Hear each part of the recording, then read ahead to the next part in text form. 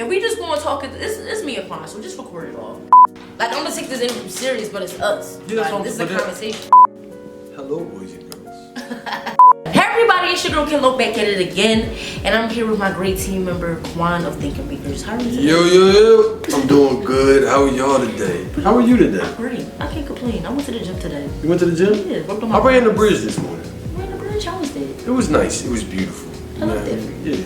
So while we're here, you know what? As long as I've been working with you, you never told me like how you started Thinking Makers. Let's get into that. Like, Okay. All right. So the majority of my life I was working for other people, and it kind of sucked, guys. I didn't really enjoy it. I mean, it's just one, I don't feel like I was utilizing all my skills and talents. So like a lot of labor jobs. Typically, you would find yourself being managed by somebody that you might be like, I'm probably sharper than this guy. Like, how the fuck did I get here? So when the pandemic hit, children, some of you may remember, some of you may not, the great COVID pandemic of 2020, I just was home and thinking about it a lot. Like, damn, like it felt like the world was ending, and I didn't want to check out without ever taking a shot on myself and the things I love. So I was like, you know what, when this shit wrap, I'm gonna do my own thing. I'm gonna just jump out the fucking window. Part of my lane. Can I curse?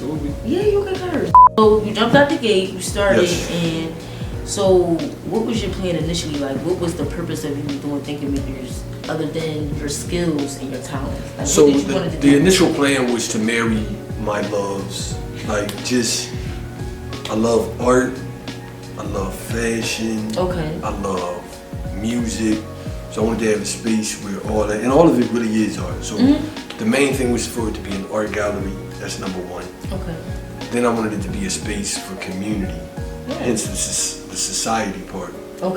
And you know, the thinker and maker part is just I wanted to have people here, like the great thinkers of our city and beyond, just creators, and have people doing their thing in our space. And period. Okay, I love that. So speaking of art and fashion, you know, I have an original piece by Quon, Hoochie Daddy Quon. And Hot cha. Okay, so tell us about this. How did you come up with this piece? Art is not a hobby. I was watching a live with like a couple artists talking to each other, and one of them said, you know, I've been doing this has been my hobby for like 10 years or something. And it didn't sit right with me. It kind of, not with art, because I'm like, and I can't remember what they said their day job was, but I just feel like that can't possibly be like what you love in real life, you know what I mean? I mean, some people do love their day job, God bless them, but most artists are working a job just to support their artistry or themselves, like physically, so they can stay alive to create more art. So I just felt like, damn, I wanna go left of that and remind people that art is not a hobby, even if you only have an hour or two a day to give to that, or an hour or two a week. But if that's what you truly love, it's not a hobby. Like this, you giving more passion in that 2 hours than probably the 40 hours at whatever job you're working. So, like, just a reminder to people, art is not a hobby. Loved it. And the consumers also, when they like, you know, that sounds like a lot. Like, the consumers, that's true. Okay, just a reminder, like, it's not a hobby. People are putting their all into this work. You know what I mean? That's true. Pay for it. Period. So speaking of the art that you make, you know, aside from fashion, you have 2 pieces of ODB. So tell us your inspiration about it. Like, why do you love it? ODB was just a pure spirit. To me, I feel like he just was raw energy. Said what he felt, did what he felt, and like in the best and worst ways. Like, you know what I mean? A lot of people think Kanye was the first guy to bring up the Grammys, but if you're my generation, you know when ODB went up there and interrupted. And I seen the clip of that. And the legendary quote, Wu-Tang is for the children. You know what I mean? I think he took the mic from Diddy. Like, somebody, he stopped like, all right, what they doing is cool, you dancing and all that, but Wu-Tang, we for the babies. So, yeah, I just love that energy. And from what I hear, he was like, I mean, even in certain interviews, you can see he's a sharp brother. Yeah. You know what I mean? He was, I think, one of the first people on live television to say the black man is God, which, I mean, I'm sure probably Farrakhan or somebody has said it before, but to do that like on late night TV in the middle of, you know what I mean, a performance, it was just made it a chant, you know what I mean, which was fire to me. Like just what Wu-Tang represented for black people, and yeah, it was so anyway, I love that. And he was just a wild ass nigga. I love that. Unapologetic. So who else inspires you? Like, what's the inspiration you get as you make your own pieces and when you pour it back into Thinking Makers?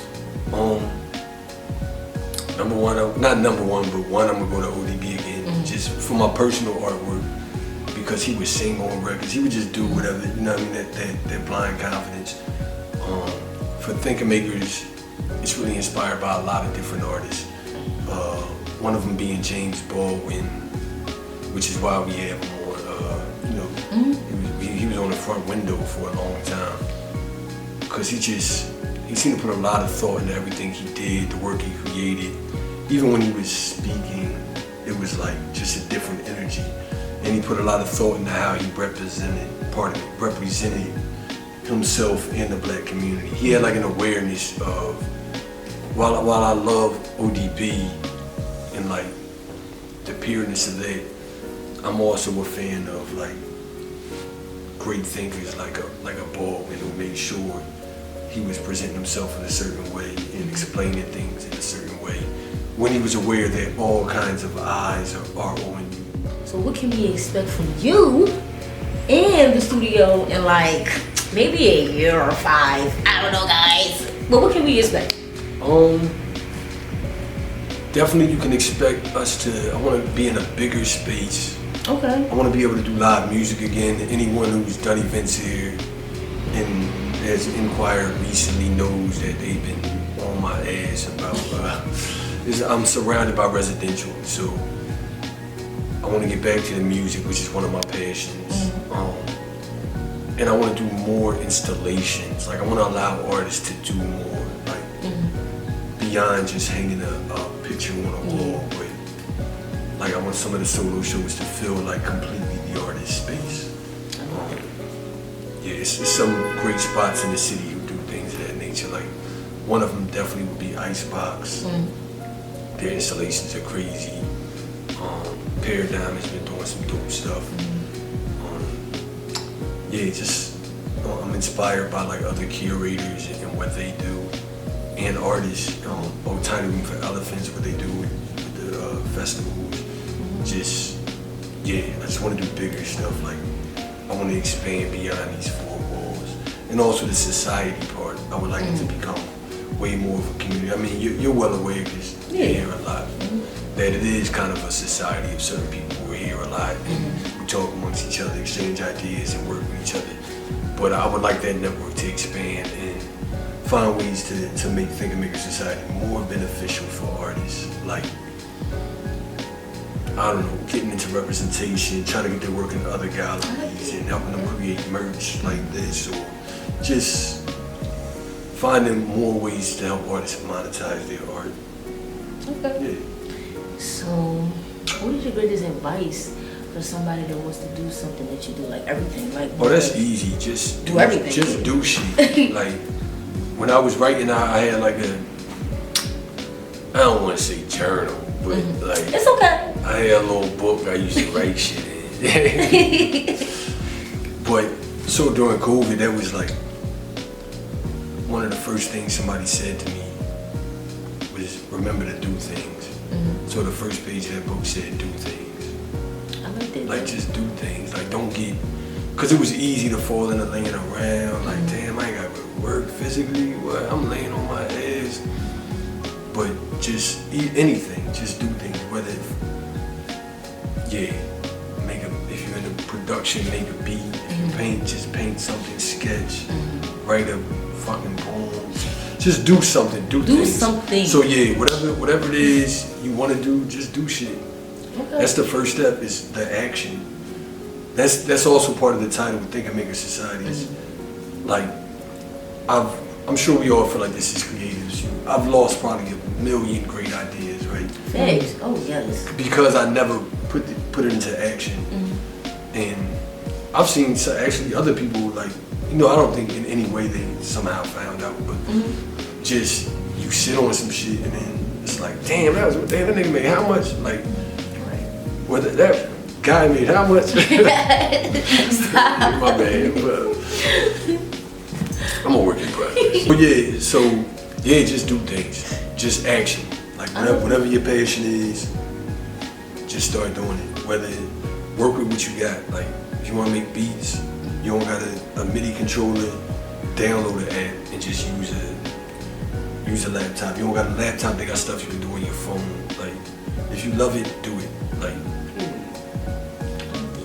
you love it, do it. You're so profound. So proud of you. Well, I'm a profound boy. Please, like we do so good. Like we do so good. And then here you go. Like, but I want to say thank you for coming on the show because you're deserving. Thank you for doing it here. Thank you for having me. What? Thank you for having me. Stop this. Stop this. You're amazing. You're amazing. But anyway, it's your girl Kenlo back at it again. It's your boy Quon, and thank you for tuning in. All right, that's it. To the camera and do this. Okay. Just emotion. And that's it.